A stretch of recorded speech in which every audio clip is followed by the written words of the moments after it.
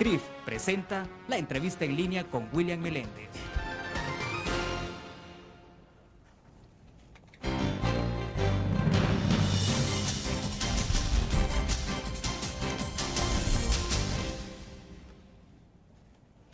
En el jueves 19 de mayo de 2011 es un agrado que nos acompañe en la entrevista en línea. Saludos a los cibernautas que nos acompañan en el www.laprensagráfica.com. Desde luego también a nuestros televidentes que están con nosotros a las 9 de la noche en Canal 25 y 95 en cable de Tigo. Pueden enviar sus comentarios y preguntas a través del chat o a través del Facebook. Tenemos las dos formas de participación para ustedes. La administración Funes está por concluir el 1 de junio su segundo año de gestión y es necesario hacer algunas aproximaciones sobre un poco más del 40% del tiempo transcurrido. Hay muchos temas de que hablar este día, especialmente en el referido a la materia económica y social. Para esto nos acompaña en nuestros estudios Claudio de Rosa. Él es un reconocido economista de nuestro país y también articulista de la prensa gráfica. Claudio, bienvenido, es un gusto. Un placer estar contigo y por supuesto con todos los cibernautas. Perfecto, Claudio, para comenzar, hay varios hechos alrededor del tema social, que es el que me interesa con el que entremos para hacer el primer planteamiento o análisis. Ha disminuido el precio de la gasolina. Ayer ya se conoció que una vez que se eliminó el FEFE, pues se aplicó directamente al precio en bomba, pero justamente ese día, que ayer, pues parece que esa noticia, que creo que es importante al fin de cuentas, ha sido relegada por otros hechos de mucha importancia y relevancia. Por ejemplo, el paro de los distribuidores de gas, y justo el día de ayer también el reconocimiento de las autoridades de salud donde admitían que hay desabastecimiento de medicinas. Entonces, ¿cómo se observa este escenario en el tema estrictamente social, Claudio? Indudablemente que los aspectos económicos están incidiendo muy fuerte en lo social. Uno a veces, cuando la economía va bien, no se da cuenta cuánta relación hay entre la buena o mala gestión económica, claro, y las condiciones de vida de la gente. Aquí tenemos algunas cosas que son bastante preocupantes, porque tenemos que la canasta básica alimentaria, que es la que le corresponde a la gente más pobre como a su indicador de precios.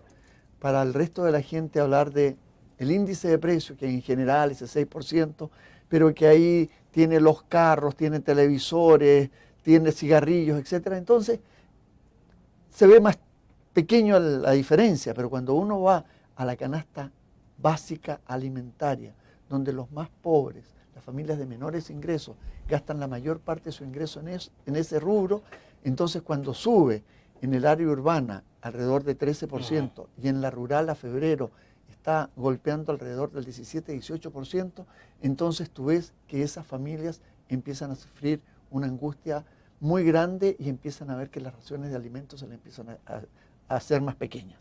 Y eso es uno de los primeros problemas.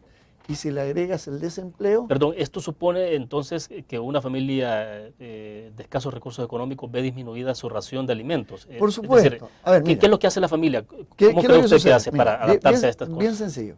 Si una familia tiene un ingreso X, estamos hablando de bajos ingresos, suponte un salario mínimo, $200, pero se le aumenta el costo de la vida en $30 y está consumiendo todo ese dinero para alimentarse, quiere decir que le faltan $30. Quiere decir que tiene que comprar el equivalente a $30 menos, es decir, un poquito menos de frijoles, un poquito menos de tortilla. Entonces ese es uno de los problemas que nos debe preocupar. Porque estamos hablando de una familia que no tiene más opción, que cualquier impacto lo absorbe por la vía de disminuir los alimentos. Tú te vas a familias de ingresos medios, no va a quedar medio, porque uno habla de la gente clase media y dice, no, son clases medias. En este momento las clases medias de menores ingresos, algunas están pasando a nivel de pobreza, de regreso. Y las familias de ingresos medios, nos vamos a quedar ahí, ya empiezan a ver cómo recortan una salida, cómo no van a un restaurante. Me estoy hablando de comida rápida, no estoy hablando de restaurantes de $30 el plato, estoy hablando de ir a estos de comida rápida. Y también muchas ya están viendo cómo saco a mi hijo de esta escuela para pasarla a esta otra que es más cómoda, de menor precio. Es decir, todos empezamos a bajar el nivel de calidad de vida y es algo que es preocupante, porque en vez de progresar, estamos retrocediendo. Ahora, quiero que me argumente un poco más esto, lo de las clases medias que están regresando, dice usted, a la condición de pobreza. Explíqueme un poco, porque lo que hemos experimentado en América Latina en los años anteriores, no sé, 5 años atrás, justamente eso, la bonanza, el crecimiento de las clases medias en América Latina y en el mundo, porque incluso en China continental es un fenómeno que dicen que presiona sobre el tema de alimentos, que hay más demanda de alimentos y otros rubros, porque hay una clase media pujante. El Salvador no se había quedado atrás de ir sostenidamente manteniendo una clase media en aumento, pero que ahora me está diciendo que hay clase media que está volviendo a una situación de pobreza. ¿Cómo lo sostiene? Mira, ¿cómo lo sostengo? Son datos que están ahí en las encuestas de hogares de propósitos múltiples que vienen desde 1990. Yo tengo datos desde antes porque siempre he sido un fanático de mantener los datos. Usted es economista. Economista. No, estoy hablando en este caso de pobreza, que es tu pregunta específicamente. Claro. Fíjate que en el año 1988 nosotros teníamos casi 66% de las familias viviendo en estado de pobreza. Es decir, de cada 3 familias en El Salvador, 2 estaban en situación de pobreza. Luego tenemos nosotros en el año 2006, se habían reducido a 30.7%. Es decir, en la medida que se reducen las familias en pobreza, más o menos en 1/3 del total del país, pasan a ser familias de ingresos medios.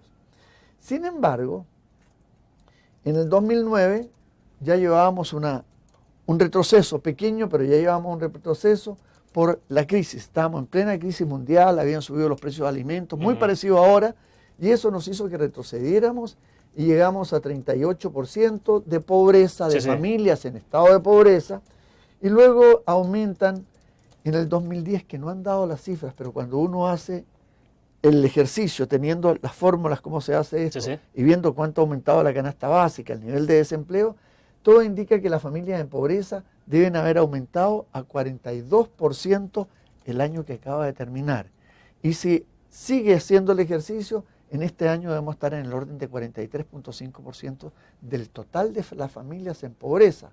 Entonces, este es un retroceso muy grande. Pero cuando tú le colocas números a esto, es más espectacular. Dejemos los números para después del corte, porque debe ser una pausa comercial. Excelente. Para que continuemos con la idea. Vamos a la pausa.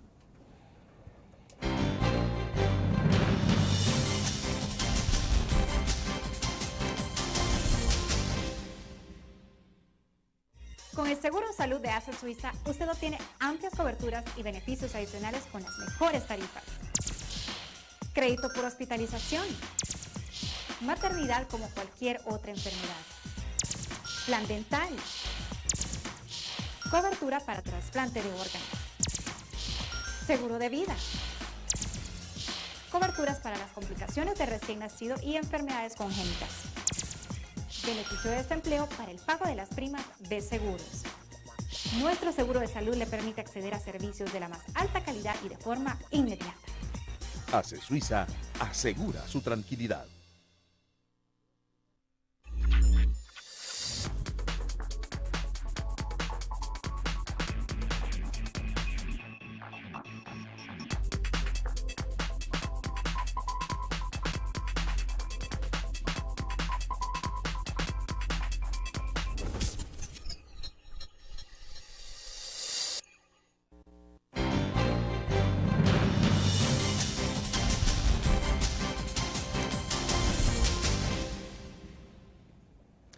Con nosotros en nuestros estudios Claudio de Rosa, economista y articulista de la prensa gráfica. Bien, Claudio, entonces nos decía, yo le preguntaba sobre cómo se justificaba este argumento que usted dice, las clases medias están regresando a condición de pobreza. Y usted me decía que en 2010 los sectores más pobres llegaron al 42%, ¿no? Exactamente. Entonces, sí, lo interrumpí. Ya al 2010 ya estaríamos en 43.5%. ¿Qué significa esto? Que en el 2006 nosotros teníamos 529.000 familias viviendo en pobreza. Ese es el momento que vivimos como país el menor nivel de pobreza. Y en este momento estarían habiendo alrededor de 700.000 familias en situación de pobreza. Es decir, desde el 2006 a este año, en este momento, habría alrededor de 171.000 familias adicionales que están en situación de pobreza. Y eso es algo que nos debe preocupar como país. Esto no es de un gobierno, de otro gobierno, sino que hay factores, como tú muy bien dices, los precios internacionales presionan, hay otras que son domésticas, pero esta es la situación que estamos viviendo, esta es la radiografía lamentable que estamos teniendo del país. Bueno, mucho se argumenta alrededor de esto, 20 años del gobierno de Arena y ahora son únicamente 2 años de un gobierno del FMLN liderado en esta oportunidad por Mauricio Funes.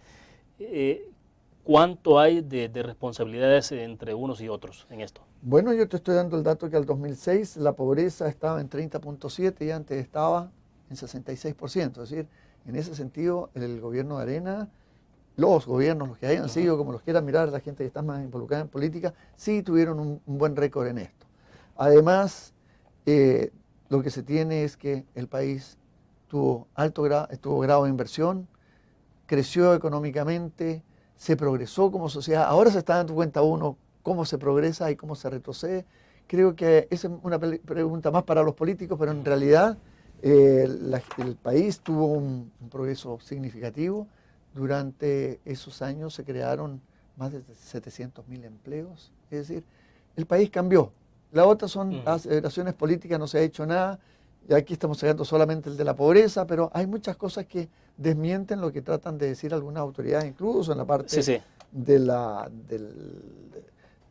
la producción agropecuaria. A ver, Claudio, pero ¿cuánto de lo que estamos experimentando en la situación social, a consecuencia de la situación económica, responde a una crisis de carácter internacional, incluso por el alto precio del combustible, el alto precio de los alimentos, que se tuvo picos en el precio de los alimentos similares a los de 2008?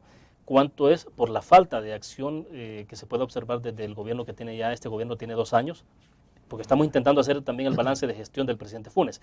Entonces, bueno, ¿cuánto corresponde a cada cosa y cuánto es por la falta de acción? Lo que es el impacto adverso, indudable e innegable, por el lado del costo de los combustibles, donde somos tomadores de precio en el mercado internacional.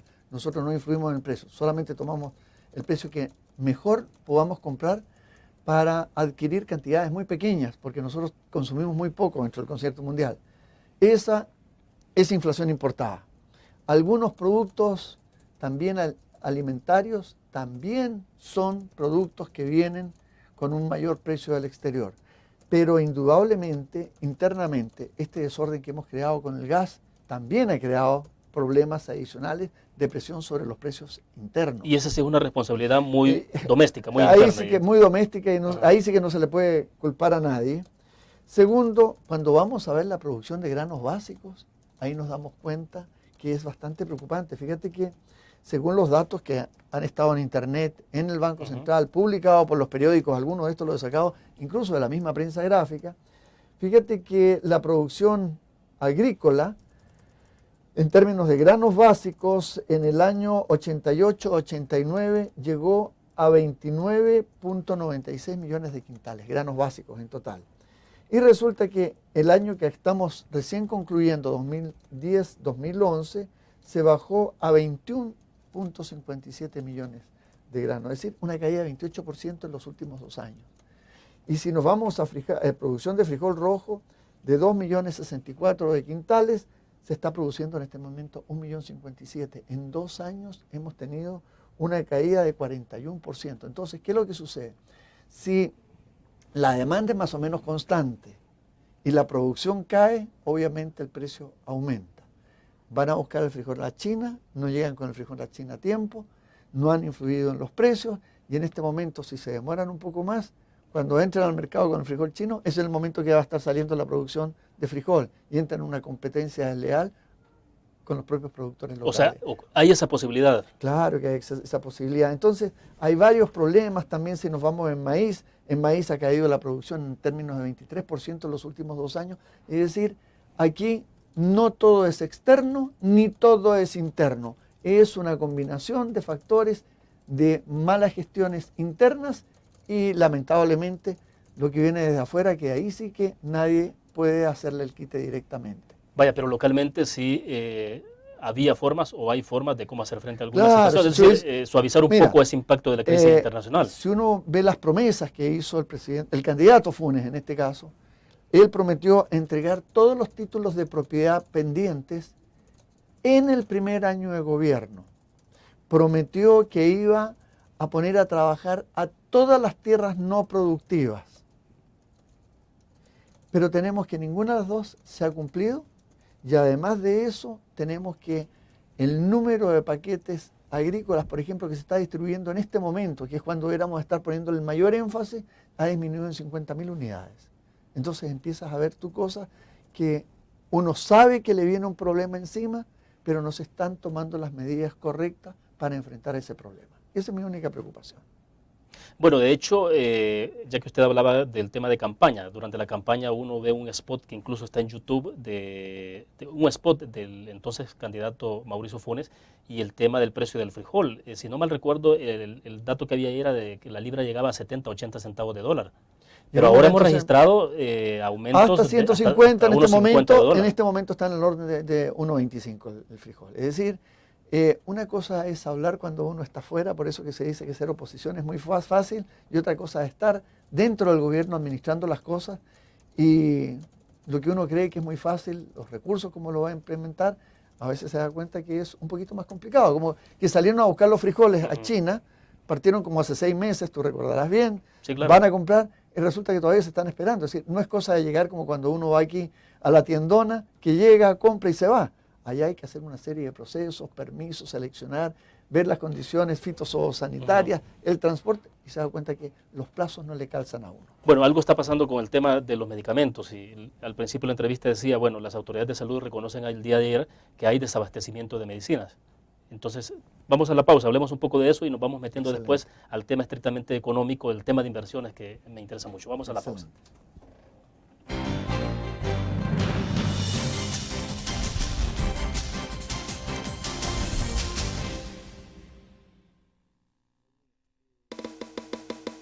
Tu periódico es dinero, porque ahora puedes pagar con la prensa gráfica.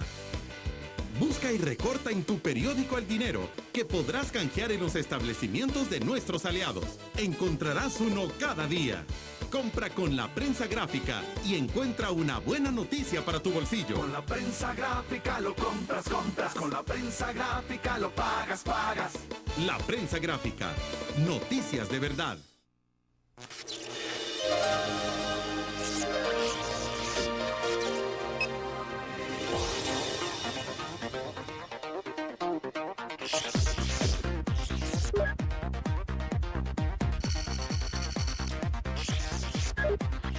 Estimulamos tus sentidos para que leas, veas, escuches e interactúes con la verdad. LPG Multimedia. Ayer retomaron la Asamblea Legislativa.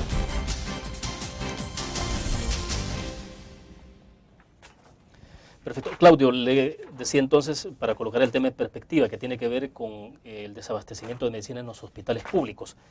Entonces, decíamos, las autoridades de salud reconocían ayer el desabastecimiento, pero atribuían no a la falta de dinero, sino al proceso del mecanismo que hay de compra de medicamentos, lo que tiene que ver con todo esto de las licitaciones.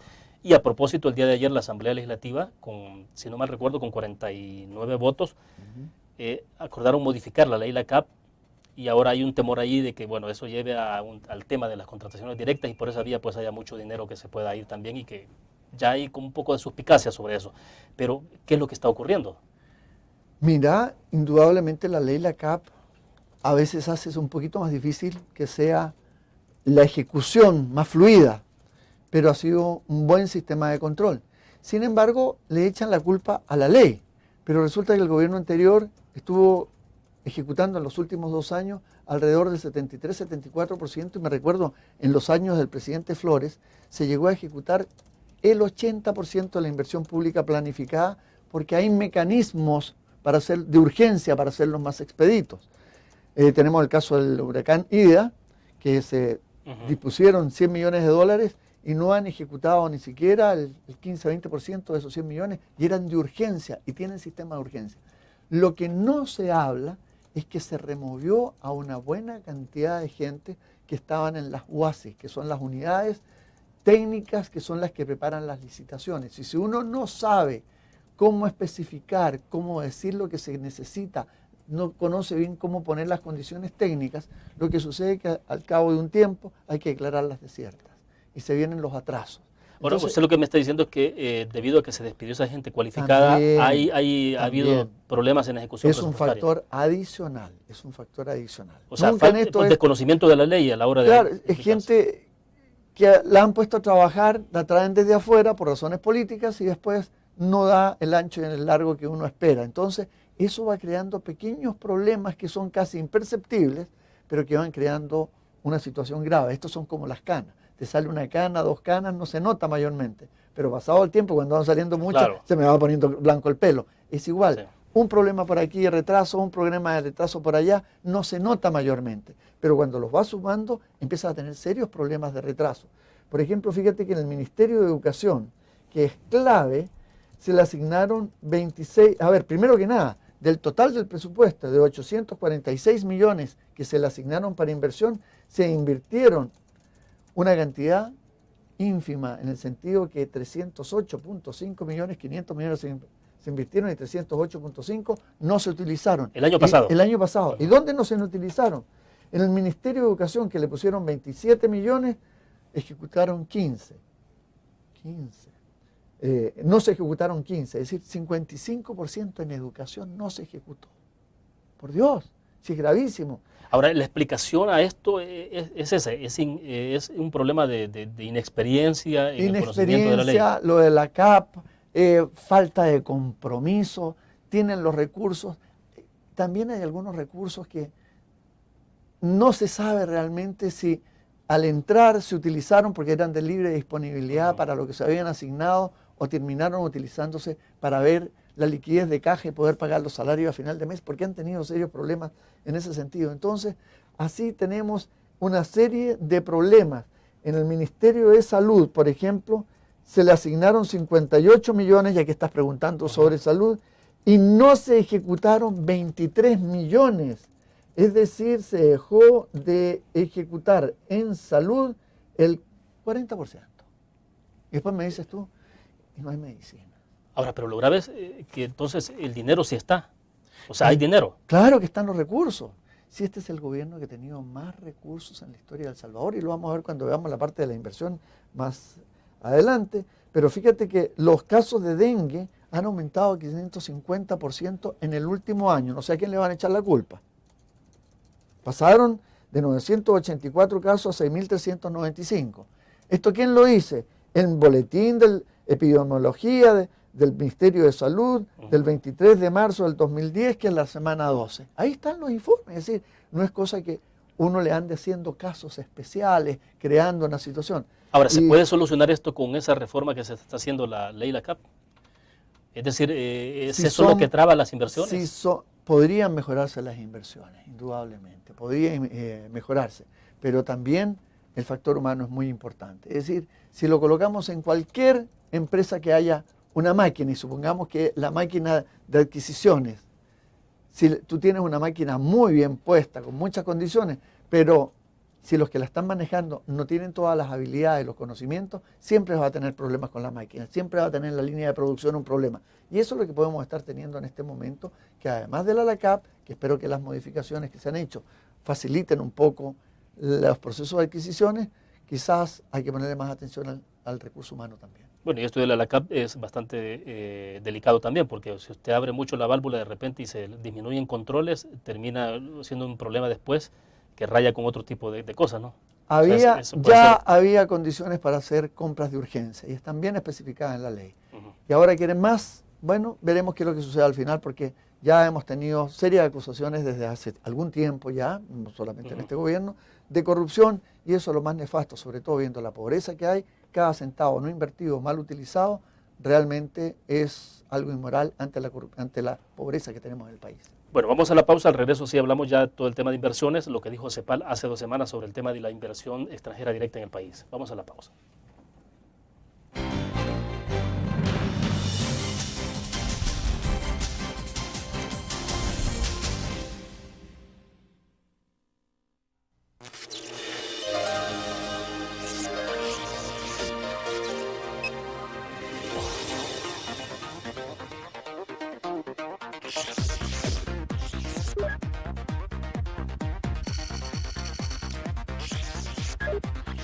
Estimulamos tus sentidos para que leas, veas, escuches e interactúes con la verdad.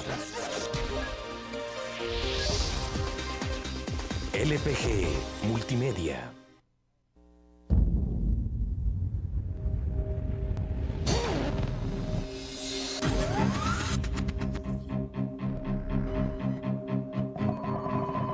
inicio de una estrategia financiera desde los negocios y la actividad económica hacia toda Centroamérica.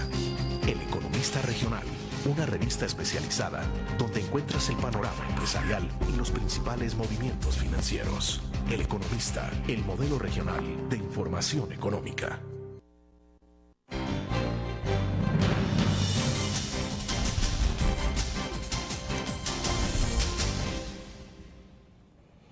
Bien, anunciábamos el tema el día de ayer en el Facebook y decíamos, baja el precio de las gasolinas, pero se profundiza la crisis por el gas y se admite oficialmente el desabastecimiento de medicinas en los hospitales públicos. Entonces, la gente ha participado alrededor de un poco, anticipando la temática de este día, Claudio. Dice José Álvarez, bueno, nos prometieron empleo, de eso nada se ha visto, la canasta básica está más cara que en el gobierno de Saca, el gas carísimo y el abono y la semilla mejorada solo le han dado a los del FMLN y a la demás gente que es de otros partidos, no les dan nada, tengo las pruebas, dice, esto lo escribió José Álvarez, habla más. Miriam Elizabeth Asensio Iraeta dice, los políticos son como novios del pueblo, mientras no se les da el sí, a dónde te pongo, que no te dé el sol, dice, entre comillas. La verdad es que es responsabilidad de cada cual hacer desarrollar nuestro país, las políticas son importantes, pero la iniciativa y el empuje y desarrollo que tenga solo depende de los empresarios y la gente que nos levantamos todos los días temprano, deseando hacer las cosas bien y aportar con nuestro trabajo. Dice, el señor de Rosa es un analista muy serio y con visión certera, es de tomar su criterio como guía a seguir. Luego Carlos Cepeda dice, esto es más de lo mismo, tanto que dijeron en su promesa electoral y de eso nada han cumplido. Entonces esas cosas estaban en su plan de gobierno, el bajar la canasta básica, dar servicios esenciales para todos, medicinas, en fin, una mejora en la calidad de vida y al final ha sido peor la situación a la que hoy nos han llevado. Es un comentario mucho más largo, me quedo hasta ahí. Y leo uno más, vamos a ver, creo que dejaré este que es un poquito extenso para más adelante, pero bueno, son unos comentarios, Claudio. Mira, en general lo que hablábamos, las familias de ingresos medios, porque aquí podemos hacer una aseveración que puede que no sea 100% exacta, pero va a tender a estar dentro de las condiciones generales. Si tienen internet, si tienen computadora, ya son gente de ingresos medios. Si tú ves, hay un lamento bastante generalizado. Excluyo la parte política, porque ahí siempre hay sabores de un lado o de otro lado, pero en términos generales lo que te están confesando los internautas aquí es que efectivamente se sienten presionados en sus presupuestos familiares. Y eso significa deterioro en el nivel y calidad de vida, para todos, sin excepción. Bueno, un comentario más y con esto quiero cerrar las participaciones para entrar al tema estrictamente de inversión extranjera directa. Selvin Fermán dice, preguntarle a Claudio el por qué él y los demás como expertos en economía que dicen ser no le ofrecieron esas soluciones mágicas que manejan en su momento los gobiernos antecesores, porque hasta hoy lo hacen. Esta debacle bien la hubiesen evitado si ellos en su momento hubiesen dado esas soluciones mágicas que ofrecen todos los días en las columnas o en las entrevistas que ofrecen. Y si estaría él dispuesto, la pregunta para usted, a ocupar el cargo de ministro de Economía. Dice, sería bueno verle ahí, ya que él es un acérrimo crítico y pues como adoptado que es en este país, según tengo entendido, por su nacionalidad, lo está diciendo obviamente, debería ofrecerle al gobierno su ayuda para salir de este hoyo o no. Mira, primero que nada, te lo digo honestamente, me encantaría, como dijo el presidente Saca también, que le encantaría volver a ser presidente. No, a mí me encantaría, no tenía ningún problema. Sin embargo, recordemos la Constitución, debemos haber leído bien la Constitución. Para ser ministro se necesita ser no solamente salvadoreño, sino que de hijo o de padre o madre salvadoreña y haber nacido en el país. Sería un privilegio, pero no puedo. Por eso debo ser asesor nada más. Sobre el comentario que por qué no se lo dijimos antes, sí se lo dijimos siempre a los gobiernos. Y fue eso lo que se decía. Si no crece la economía, mira, a ver, vamos a dar un paso atrás, ya que vamos a hablar de inversión. Sí, vamos a hacerlo de preámbulo para la inversión, contestándole al colega. Si no hay inversión, es difícil que crezca la economía. Si no crece la economía, no se generan empleos y el consumo se mantiene muy por debajo de lo que uno esperaría que fluyera. Entonces, si no hay consumo, donde se pagan impuestos, si no hay más producción, donde se pagan impuestos, y no hay más empleo, donde usted paga el impuesto de la renta, más el IVA cuando va a comprar, entonces, ¿qué es lo que tenemos? Nos generamos los impuestos como para poder satisfacer las necesidades de un gobierno, especialmente en los ámbitos sociales.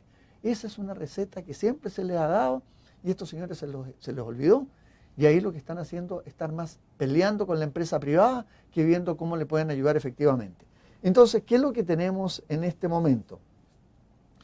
este gobierno le apostó, 1, a la inversión privada y 2, a la inversión pública, porque si no subía la inversión privada, porque estábamos en crisis, la inversión pública iba a ser la que iba a poner la mano entre medio. Y fíjate que en el sitio web del Banco Central, www.bcr.gov, ustedes se pasan a la parte temas, dentro de temas se van al sector público, a estadísticas y al sector público, y en el sector público vean la parte de lo que es oferta y demanda. Le doy toda la serie para que usted se ubique.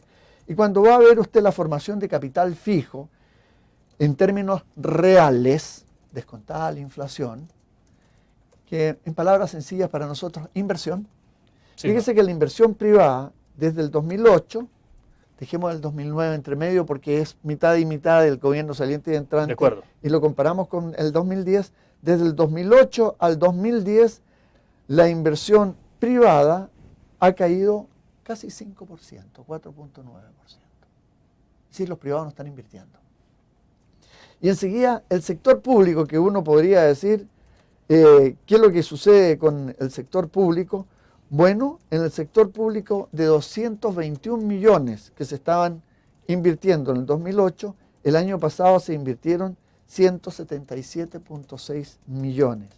Perdón, 186.7 millones. Es decir, hubo 177, me equivoqué. Perdones, mis amigos, también hay una contracción muy fuerte de 17% de la inversión privada, pública. Es decir, cae la privada y cae la pública. Entonces tenemos un problema muy grave. Bueno, pero la inversión pública estamos hablando de la inversión de gobierno. De gobierno, exactamente, la inversión de gobierno. O sea, y eso estaría relacionado entonces con el tema de ejecución presupuestaria. Ejecución presupuestaria, lo que se le dedica a la inversión, lo que se ejecuta, el esfuerzo, etc. Entonces, por el lado de la inversión estamos mal y ahí tendremos que ver cómo se puede estimular, y eso lo conversamos después de esta... Perfecto, vamos a otra pausa comercial, volvemos.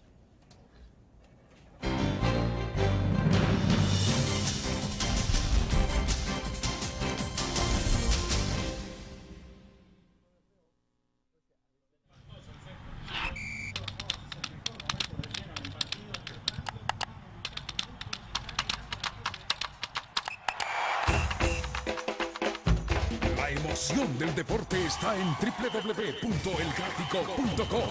Ingresa al nuevo escenario deportivo y descubrí toda la pasión del deporte. Fotos, videos, fichas y resultados de las mejores ligas del mundo.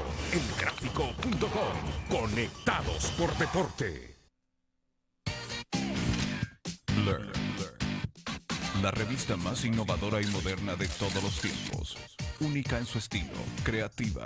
Un espacio exclusivo y reservado de entretenimiento y diversión, llevada al máximo. Blur. Time Out, Movie, lo mejor de la cartelera. Art. Shopping, la guía de la moda. Go, viajes cortos fuera de la ciudad. Blur.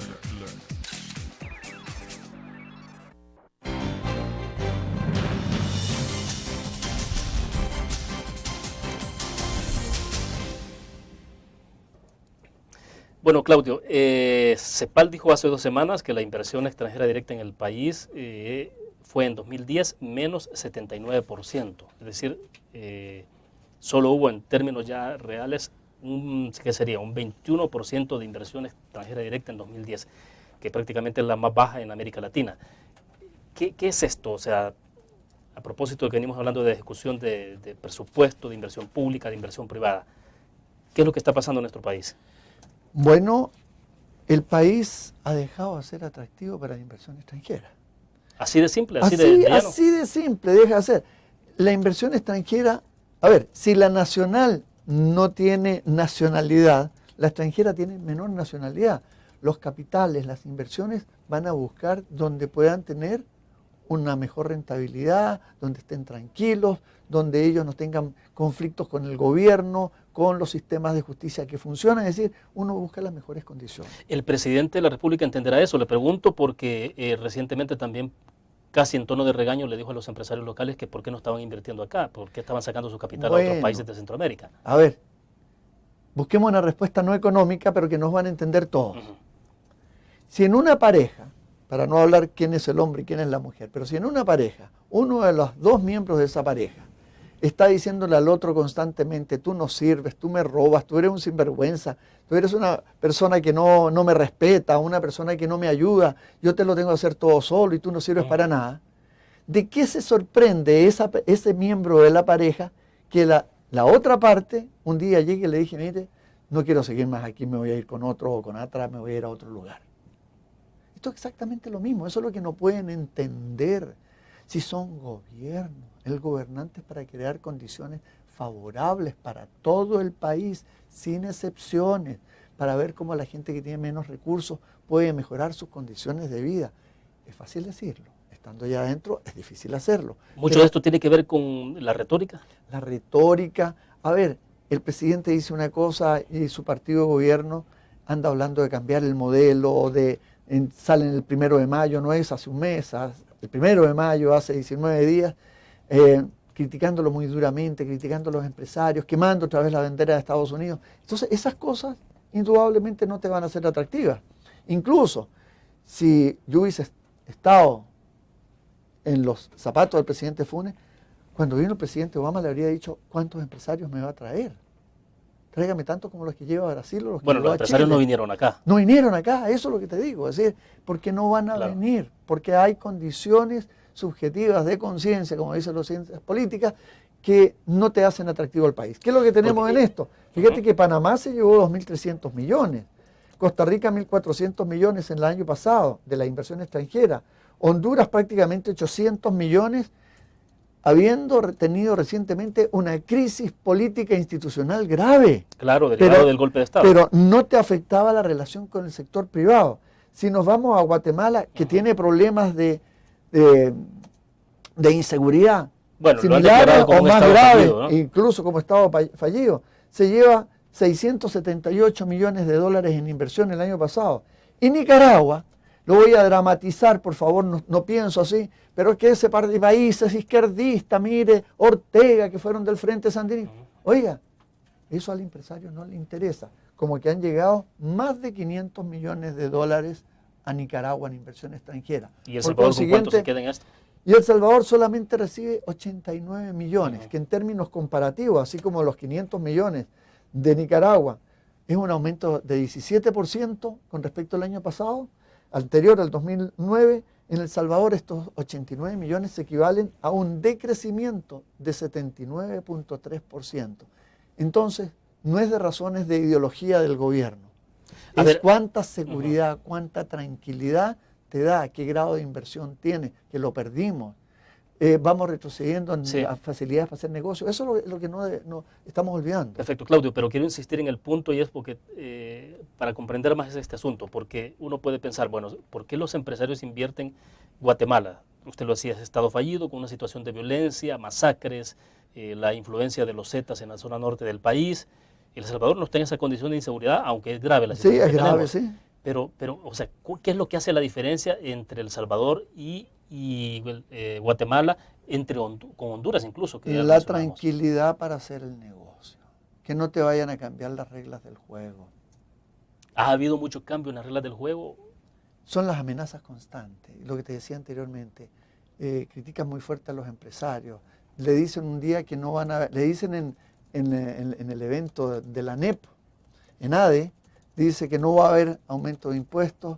Después, con el presidente Obama dice, sí va a haber aumento de impuestos. Es decir, siempre se está que un día así, la incoherencia, la inconsistencia, la improvisación como lo del gas, eso es lo que le causa problemas al empresario. Entonces, también se le critica al empresario salvadoreño de invertir en el extranjero. Estamos hablando de los grandes empresarios, porque nos olvidamos que el 99% son medianos, pequeños y microempresarios. Ahí está la fuerza más grande. Pero no vamos a quedar en este segmento mínimo. Pero si el mercado es tan pequeño aquí, ya crecieron, lo coparon, la extensión natural que tiene que tener cualquier persona que haga un negocio, no solamente estos grandes, es buscar el resto de Centroamérica, que es el mercado salvadoreño. Bueno, en la globalización es normal esto, o sea, que es normal, pero no es para criticarlo. Y lo que sí hay que ver cómo se crean para que haya otros empresarios que están aquí, para que crezcan sus empresas y podamos progresar de mejor manera. Eso es fundamental. Perfecto. Otra pausa comercial y regresamos.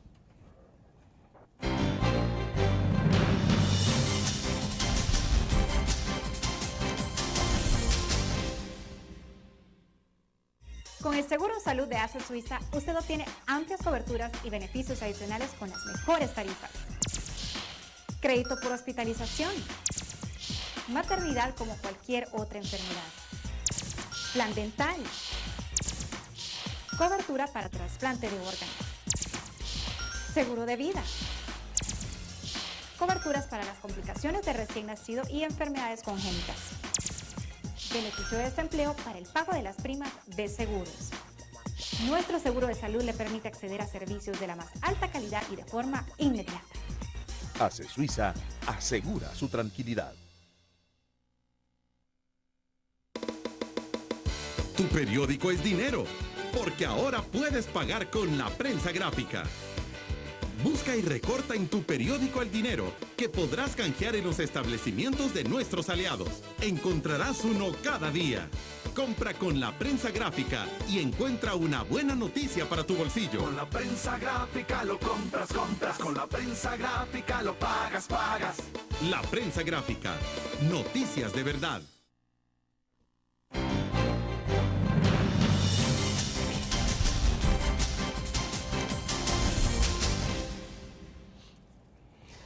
Me ha llamado la atención un par de hechos, acontecimientos o declaraciones de los últimos, ¿qué sería? Los últimos 15 días, Claudio.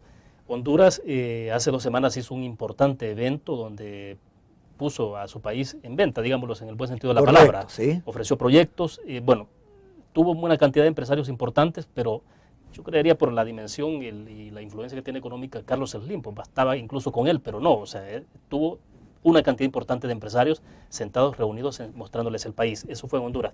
Luego, ayer conocimos una información que hay unos empresarios coreanos que piensan invertir, están proyectando invertir $2.200 millones en la reconstrucción o rehabilitación de la red ferroviaria en Guatemala. Insisto siempre, o sea, ¿qué es lo que está pasando? Bueno, como tú lo dijiste, si un gobierno se prepara, busca proyectos y sale a vender el concepto de venga a invertir en mi tierra, en mi país, porque le damos las mejores condiciones para que usted pueda desarrollar su negocio, ahí van a partir los empresarios. Si nosotros tuvimos grandes cantidades de inversión aquí en El Salvador, el total acumulado en los últimos 12 años sobrepasa los $7.000 millones que se han invertido en El Salvador. Entonces, han habido buenas condiciones. Sin embargo, nos hemos quedado con cosas que estaban preestablecidas con una dirección bien específica. Por ejemplo, le voy a decir, ¿para qué se hizo la dolarización? No era solamente para cambiar el billete entre nosotros, era para que los empresarios, hacer más atractivos a los extranjeros, vinieran aquí, hicieran de mejor manera sus negocios. Bueno, pero a la dolarización se le está echando la culpa de muchos males en este país. Ah, no, si le van a tratar de pegar todas las culpas. Las pulgas, cuántas pulgas anda en la calle, se la tratan de pegar a la dolarización. Pero si yo le pusiera la tasa de interés que se tenía antes de la dolarización solo a las viviendas y a los carros, me atrevería a decir que el 99% de la gente perdería su vivienda y sus carros. Tan sencillo como eso. Y tendría que, más de la mitad de las empresas no podrían pagar sus créditos. Porque no es lo mismo tener un crédito a 7-8%, a 5 o 10 años, a tenerla a 18 o 20% a un año. Ahí empieza. Y causó inflación, sí, pero una inflación mínima en un periodo y punto. El resto es parte de lo... No le podemos echar la culpa a la dolarización de la inflación que estamos teniendo en este momento. Pero era para eso. Luego, el puerto de la Unión era para ser un centro logístico.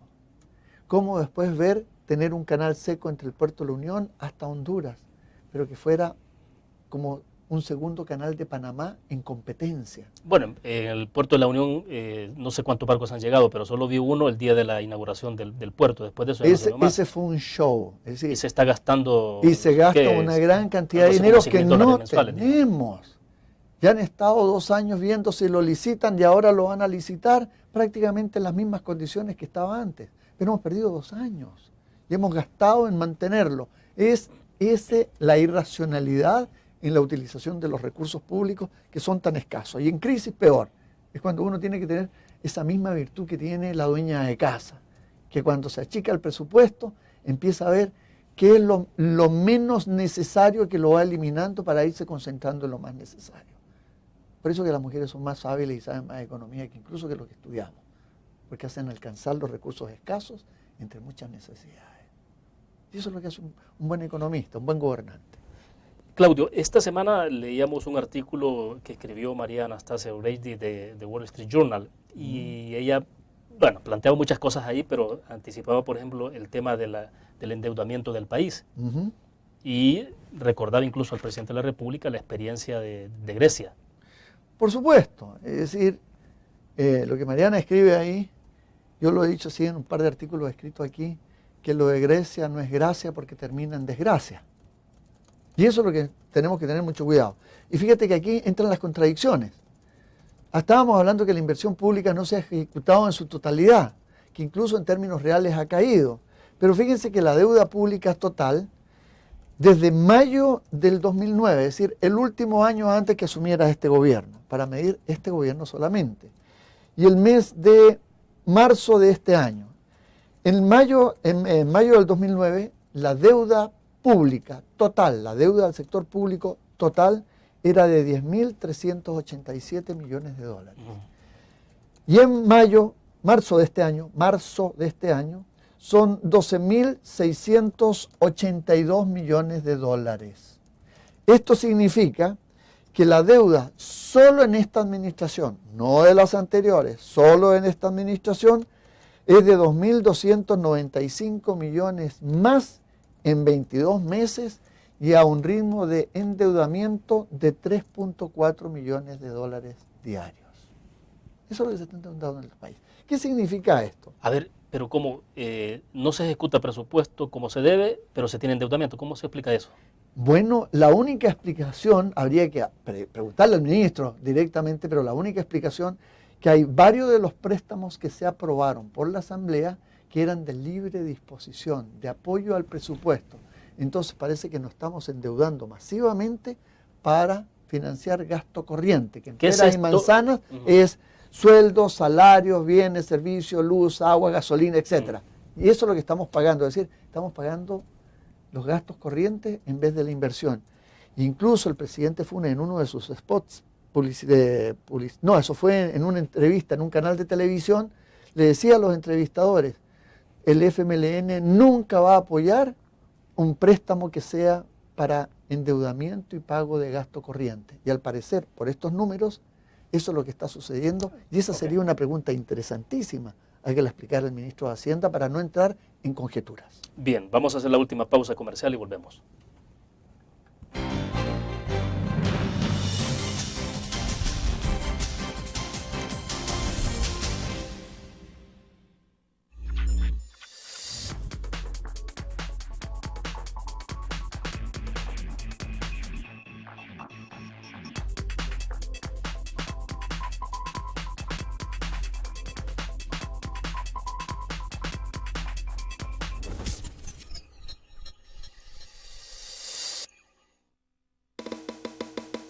Tu periódico es dinero, porque ahora puedes pagar con la prensa gráfica.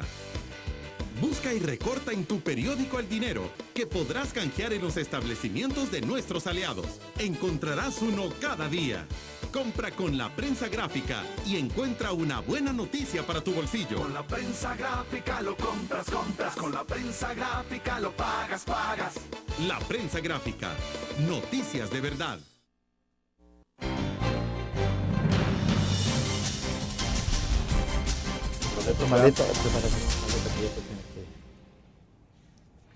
Bien, Claudio, estamos al cierre de la entrevista para continuar con el análisis con el tema esto de la deuda pública, porque al final de lo que estamos hablando, deuda total general del país, que al final lo que estamos hablando es del endeudamiento de las futuras generaciones, de las nuestras, de las presentes. Y que la pagamos con impuestos, de nosotros. Exactamente. O sea. Y hay una fuerte presión de los organismos financieros internacionales sobre el tema fiscal. Algunos dicen, bueno, ahí que están recomendando un pacto fiscal.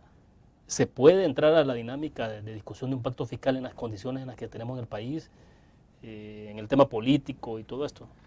Mira, cuando se habla de pacto fiscal, no es solamente la parte tributaria, que es importante que veamos cómo podemos aumentar la tributación, pero incluso cumpliendo las mismas palabras del presidente Funes, que en esta misma entrevista decía, no se puede ni voy a aumentar, y esto no lo digo por razones de estar en campaña, pero no voy a aumentar ningún impuesto, porque antes de aumentar el IVA, que sería desastroso, y aumentar otros impuestos, vamos a combatir la elusión, la evasión y el contrabando. Exacto. Las dos primeras se ha hecho bastante, en contrabando todavía no se ha hecho nada. Pero antes que hiciera eso, ya estaba aumentando. Es decir, hay una contradicción entre lo que dijo como candidato y lo que hizo como gobierno. ¿Okay? Porque dijo que no lo iba a hacer y lo ha hecho. Entonces, lo primero es cómo tenemos mayor recaudación porque se necesita. El progreso hay que pagarlo, cuesta, pero también necesito una buena auditoría, necesito transparencia. Porque si no, ¿cómo me pides que pague más? Y no me están dando ni los servicios de educación, ni de salud de calidad, las carreteras se deterioran, eso es lo que tengo que evitar. Pero segundo, también entra cómo vas a gastar, pues, y en qué vas a gastar.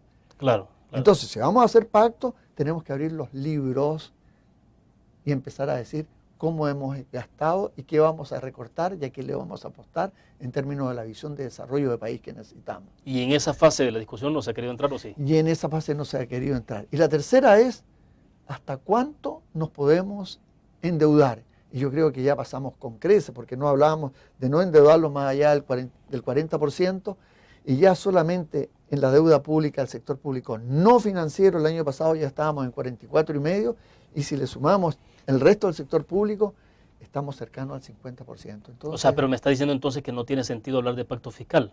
No, yo digo, lo que estoy diciendo, no, tiene sentido, pero siempre que se vea como un todo, porque las soluciones son integrales, no son a parches. Digo, pero si ya se tomaron decisiones como el tema de la deuda, los préstamos y todo eso. No, eso ya está tomado, pero ¿cómo empezamos a ordenar la casa? Es decir, ¿podemos sacar más impuestos? Probablemente hay lugares como obtener más recaudación. No necesariamente a veces son más ni mayores impuestos, sino que seguir viendo cómo sacar más recaudación. En el sector informal, por ejemplo, hay grandes empresarios, no me refiero a grandes como lo definen políticamente, sino que gente con grandes negocios que pueden estar ganando mensualmente 20, 30, 40 mil dólares y no pagan ningún impuesto. Bueno, pero que mucho se habló antes de la necesidad de ampliar la base tributaria. Eso hay que hacerlo, eso es una de las medidas fundamentales que hay que empezar a hacer. Segundo, también tenemos que ver cómo nos seguimos endeudando de la forma irresponsable que tenemos en este momento, donde este gobierno, como decíamos, tiene en este momento, en términos netos, 2.295 millones de endeudamiento, y resulta que ese endeudamiento ya es más que todo el gobierno anterior. Y estamos hablando de 22 meses. Y es algo menos, estamos hablando que son alrededor de 500 millones menos de lo que se endeudó en los 5 años de gobierno Francisco Flores, que es el que tenía el récord hasta ahora, pero con reconstrucción por 2 terremotos. Sin reconstrucción de 2 terremotos, estamos hablando que tiene 2.295 millones de endeudamiento. Y así, al ritmo que va, muy probablemente entre mediados de año y el mes de la patria, en septiembre, probablemente haya superado a Francisco Flores en el endeudamiento. Ahora, cuando se hace el símil con la situación de Grecia, ¿en qué se está pareciendo El Salvador? Bueno, cuando tú te empiezas a endeudar en estos niveles, todas las luces de alerta se te tienen que empezar a encender. Pero ¿por qué no vemos que haya ese tipo de alertas de parte del Fondo Monetario Internacional, del Banco Interamericano de Desarrollo, de los demás organismos financieros? El Fondo Monetario es muy prudente para hacer sus críticas y cuando las coloca en proyecciones. Y tenía una proyección que estimaba que el máximo de endeudamiento del país podía llegar a 62% y en este momento lo está elevando a 92% del total del Producto Interno Bruto. Y esa es una forma de decirle a un país, en la forma diplomática, que estamos entrando en la zona de alto peligro y hay que terminar este endeudamiento tan alto. Para cerrar, en un semáforo, en la luz del semáforo, ¿en dónde estamos? Yo la tendría en luz roja en este momento, no en términos de una mala calificación, sino que, como sucede con el semáforo, deténgase, cuidado lo que va a hacer y tome mucha racionalidad en sus medidas. Es todo lo que tenemos que hacer, porque se puede dar vuelta a esto si nos unimos para trabajar en conjunto todos. Perfecto, se nos fue el tiempo. Gracias, Claudio. Un placer y gracias a todos ustedes por su atención. Bien, terminamos la entrevista en línea. Gracias por su sintonía. Nos vemos mañana.